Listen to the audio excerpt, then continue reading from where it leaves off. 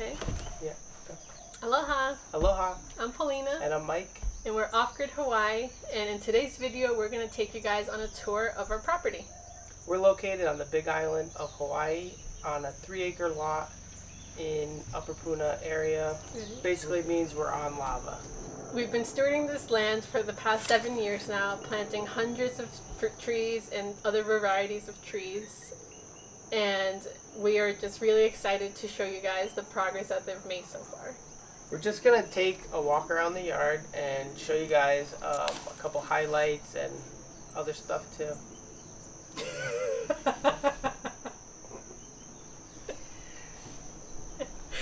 Yeah. We're going to show you guys highlights and other stuff too. And lowlights. Let's go. That's it. No. Yeah, that's funny.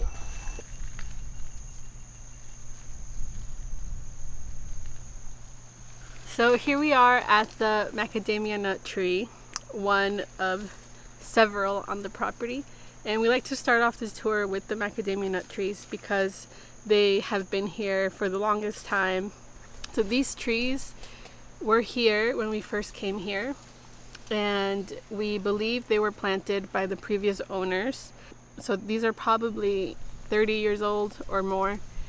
And when we first got here and we've discovered that there were macadamia nut trees on the property, we found that they were in really bad shape, just overtaken by the ferns and the weeds. So we cleared around them, fed them, and nurtured them back to health. And right now we have about 12 productive macadamia nut trees. And this one in particular is doing the best because right in this area is where we used to get our mulch delivery and our soil delivery. So a lot of these trees were able to tap into that, and they're doing really nicely. And right now, end of summer, we are seeing a pretty good harvest coming along. The tree's loaded with nuts, and in the previous years we've been able to harvest quite a lot of nuts from all the trees, averaging about 1 5-gallon bucket full every 1 to 2 weeks at like the peak of the season. And then we were able to enjoy having fresh macadamia nuts and making macadamia nut milk all winter. And yeah, they're really good. We're very grateful to the people that planted these trees. This is like on that side, right? So this is our avocado. This seedling avocado tree is growing really well. It's about 7 years old, started from a seed, and this year is going to be the first year where we actually get to taste the fruit.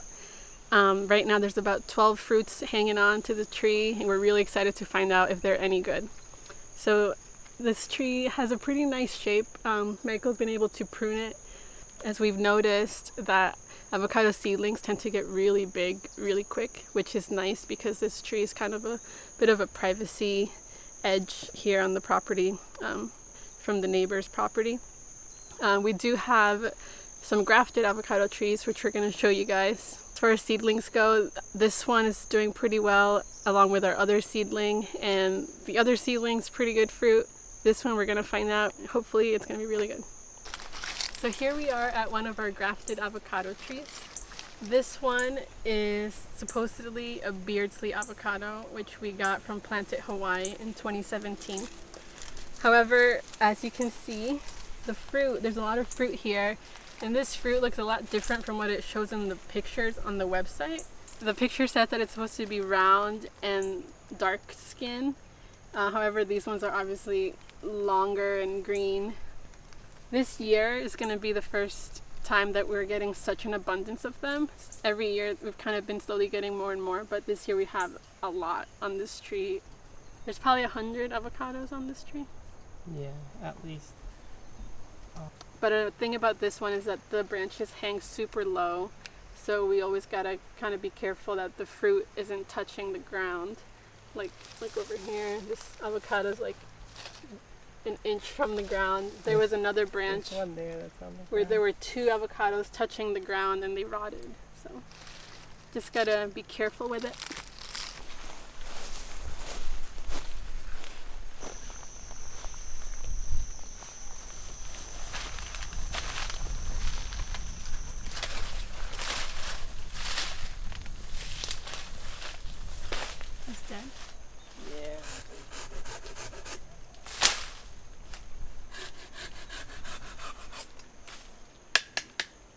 We're now here in the front of the property, and this part is kind of planted in orchard style due to the Mac nuts that Paulina told you about earlier. So we were able to find where those Mac nuts were, and some were still here, which we rehabilitated. Other ones that were, dead, we just saw a stump in the ground, but we knew there was dirt there, so we replaced those dead Mac nuts with some other trees.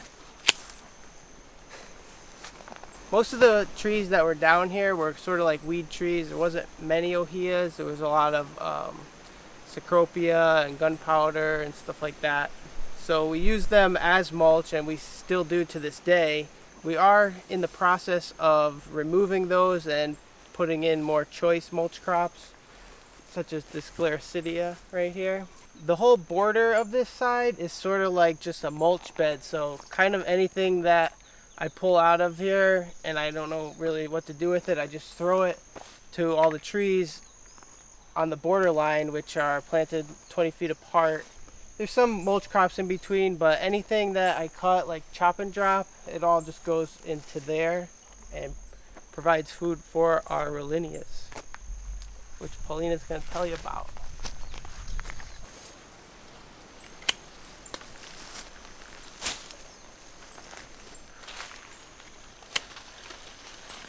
Not so easy to cut these Vivae with a pruner, but I just leave them whole like this.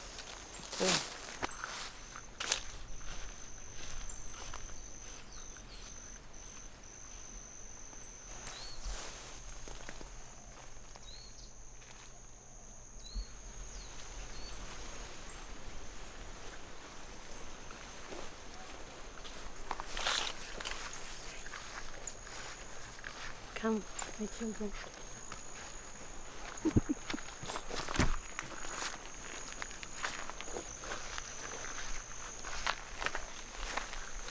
So right here, I'm standing beneath one of our Rollinia trees, about halfway up Rollinia Row. So Rollinia Row is what we call the section of the property along the edge where we planted a bunch of Rollinia trees about 20 feet apart. So this was about 7 years ago now. We started a bunch of Rollinias from seed and planted them on the ground. And out of all of those that survived, we have about 21 in total. And then all the ones that didn't make it along Rollinia Row, we just planted other fruit trees in that spot. This year we have such an amazing abundance of Rollinia. And I think it is because of the drought that we had back in December. So last winter we had a pretty long drought, and all of the trees got super stressed out. They lost pretty much all of their leaves. And then after that drought, Michael went in and pruned them really well, and we fertilized them, mulched them, just chopped and dropped. And since then, we've been getting ample rain, and they have made a really good comeback. And I think that stress made them produce a lot more flowers, and now we're seeing the fruits of all of that. Last year, we had about 600 pounds of Rollinia in total. This year's probably going to be double that. We love Rollinia. It's one of our favorite fruits, so we're really excited about this part of the property. Ideally, we like to keep these trees about 15 feet max in height, because we just have a 10-foot ladder, and that makes it easy for us to harvest the fruit, because they are very delicate. We can just drop them or shake them, because once they get any sort of bruising, they start to kind of look bad and get a little mushier. So the goal is definitely to keep these pruned back as much as possible. It's a big project, but it's definitely worth it.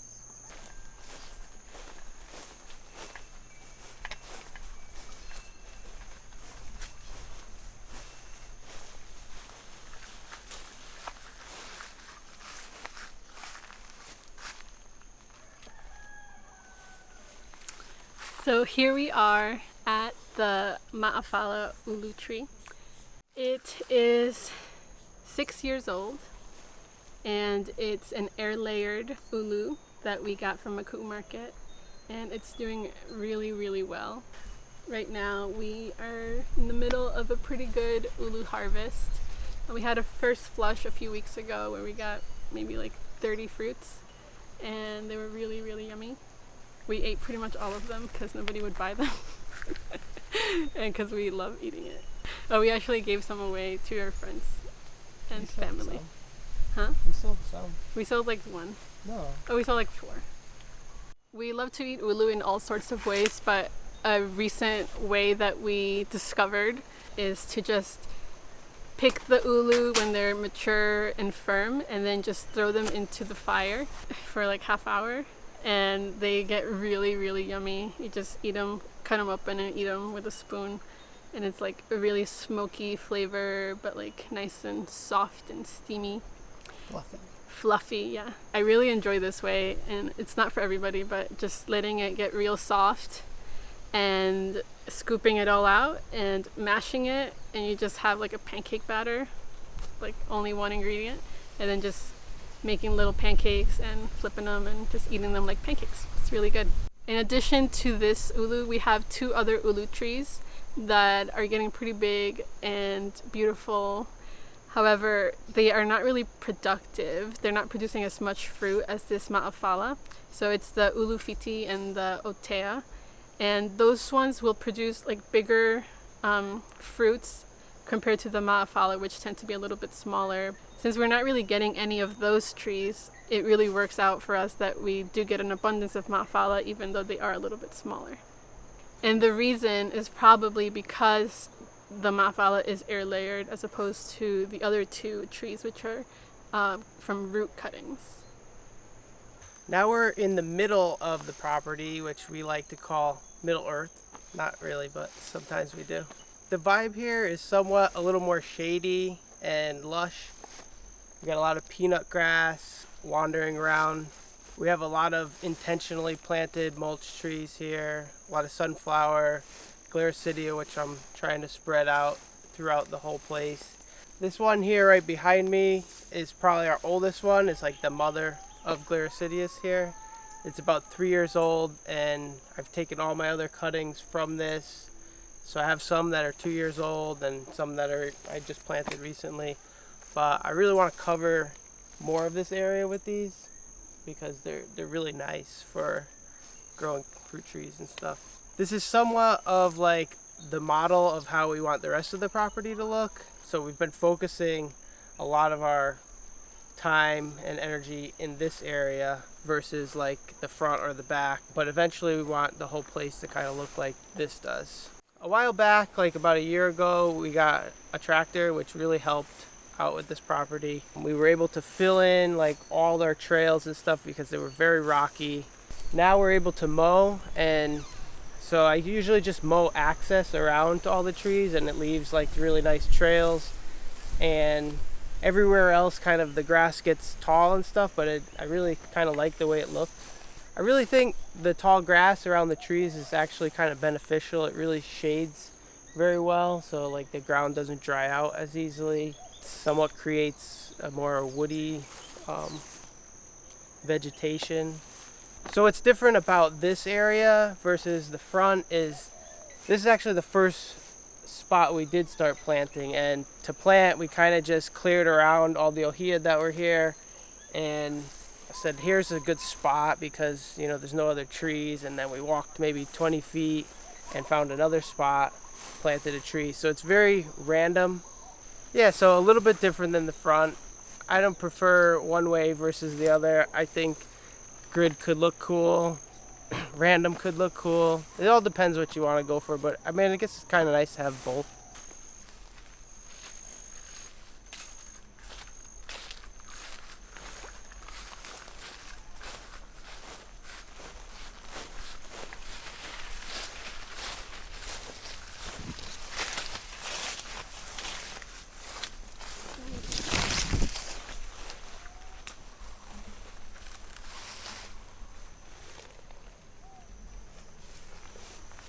Here we have a coconut palm, one of around 7 that we have on the property. And this palm is about 6 years old. It came from Kapoho. It came from an area that is currently covered in lava. We would have never have thought that that place would no longer exist. Luckily, we saved a few of the palms that grow in that area, so it's pretty special. We still have a few more years to go until we see nuts on this tree, but we are clearly seeing some pretty good sign that it's doing well. You can see a nice trunk here, and over time, as this tree gets taller, it's going to serve as an overstory above the forest, probably even towering over the ohia trees, which are pretty tall here. A funny thing about coconuts is that when you picture a coconut palm, or when we pictured a coconut palm when we first planted it, we didn't envision how massive they actually are when they start growing. This palm has like a 30-foot wingspan, so definitely we're realizing that it's pretty close to the trees, but as it gets taller, it'll definitely be a good overstory and have enough space around it.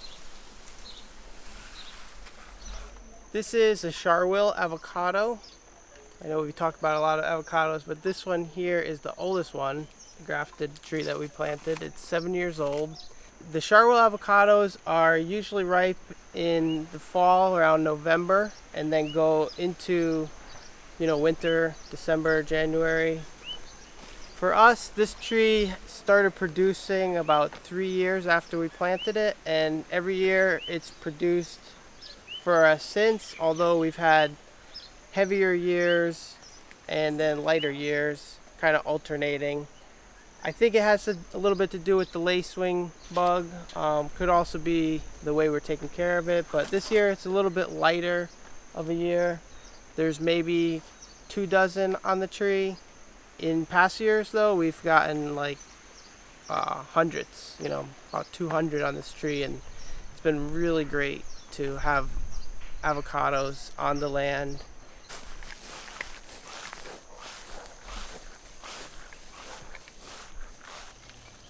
Look at this one's almost ready. Nice. So this one here is a Satsuma Tangerine. This one here is 6 years old. It's a dwarf variety, so it's not really going to grow much taller than this, I don't think. The weird thing about this one though, it has a really weird shape, and it's kind of from the trunk, it just going like an arch. I thought it might fall over because it had so much fruit on it, but we left it because we didn't want to sacrifice any of the fruit, and thank God that it didn't break. But after all the fruit was harvested, I cut that branch and I'm trying to work it back to make a nice shape. But this one we love because it's a very easy peel. So if you're working in the yard, you can just take one off the tree, peel it, no mess, eat it, and you're good to go.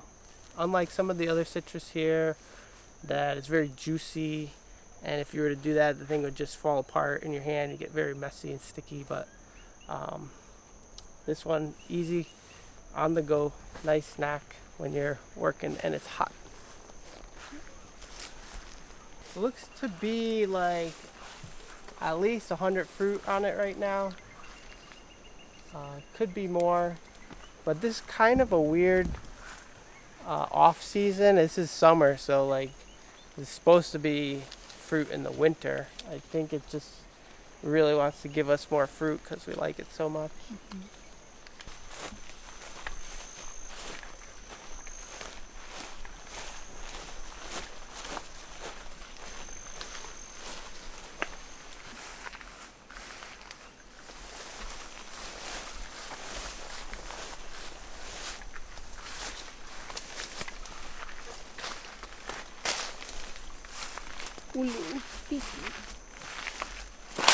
So we finally made it into the back section of the property. Back here we got cows back here.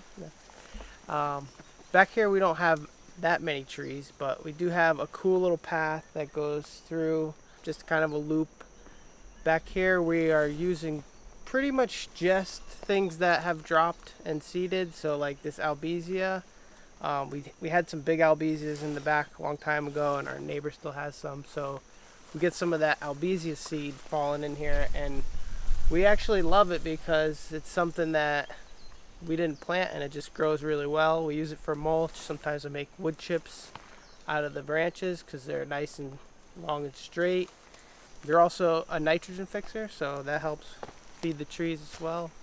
Another thing we have back here is sort of like a staging area for our materials such as cinder and soil and mulch. I was telling you guys I got that tractor, so what I've been doing is mixing my cinder soil over there. The cinder soil I've been mixing and spreading around the property to make the ground smooth. This land was ripped before we got here, which is great, but what happens is after all the dirt settles and everything goes into all those cracks, you're left with like a pretty rocky surface. So we couldn't really mow in here. Older people were just breaking ankles like crazy in here, so we had to smooth out the ground surface, and that's when I got the tractor to do so, and we just mixed the cinder soil and spread it, kind of made trails so that we could walk, but also so we can mow instead of weed whack. Every week or so I come in and I mow on a sit-down mower. It's really nice.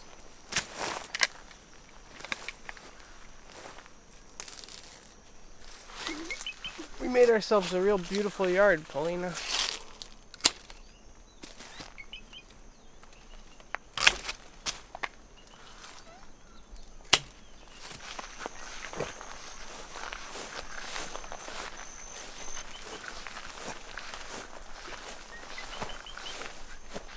I'm standing next to our durian tree.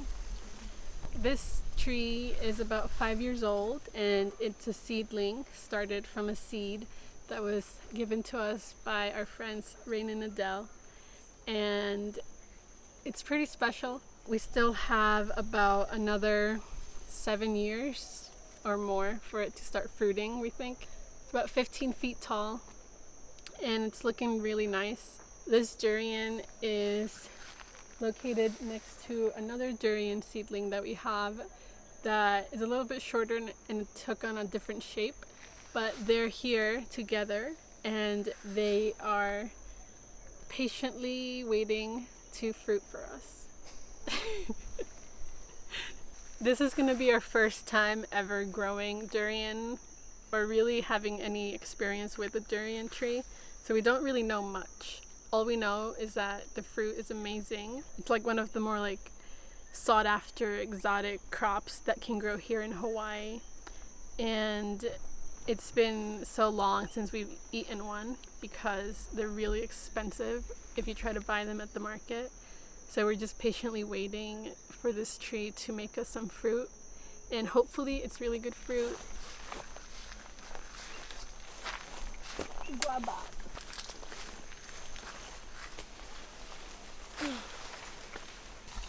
You want to talk about it? We have 2 guava on the property. This is a white guava in front of me and we have a ruby guava behind me. They're both guavas that we bought, so they're not wild. They produce really great fruit. When we first planted them and stuff, we really took care of them really good. We had mulch rings around them. They produce really good big fruit. No spots on them from the bugs biting them.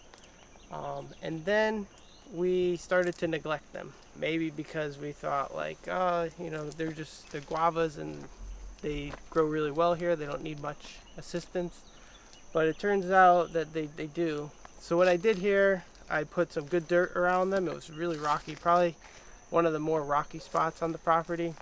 So I put a lot of good dirt around here, pruned them really nice to keep them low and really spread out. So a lot of the fruits are really easy to pick, either from the ground or just climbing into the tree a little bit. There's one more thing that I do want to do here, and that's cut down some of the trees here because they're like on the south side of the tree. So I think just by cutting a few trees in front of them, the fruit will be even better. Yeah, guava.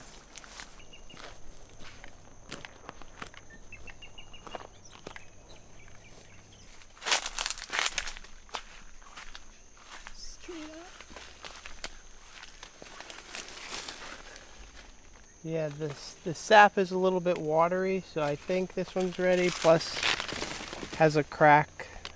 So if we leave it on here, the crack's just gonna get bigger.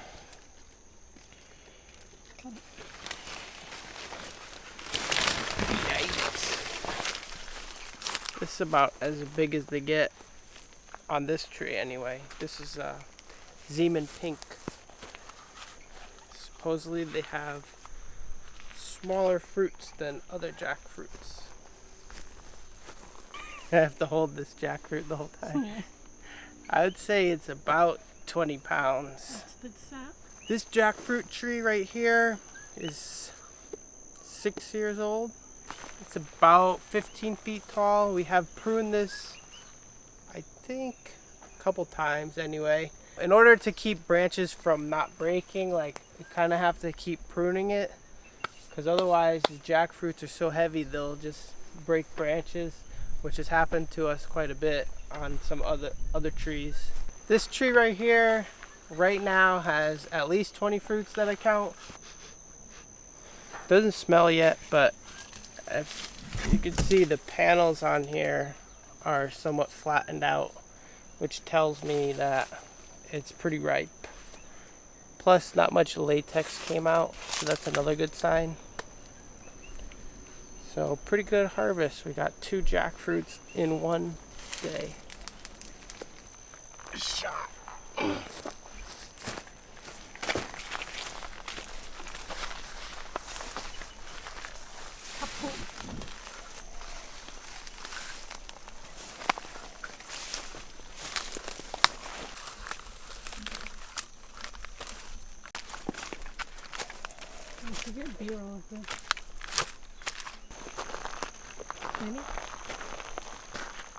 So here we made it to the back of the property, pretty much as far back as we have things growing.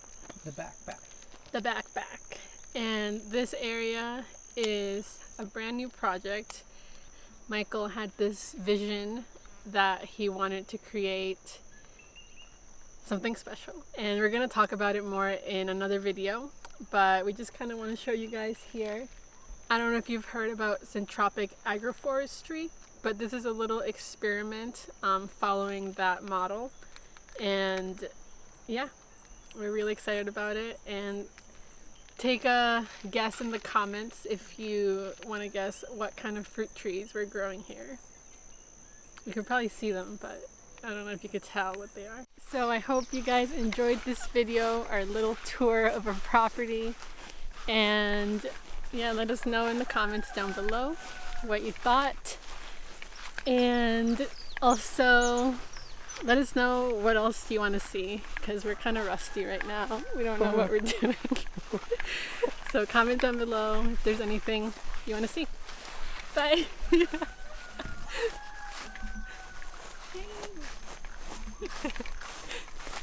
Yeah, they're really good. We cooked them. We liked them a lot. Yeah, they're good for that. All right, great. Thank you. Do you want a lot of them? How many do you want? I mean, I got a lot. Whatever. Paulina says a lot. All right, you got it. All right. Okay, talk to you later. Bye. Thanks. Bye.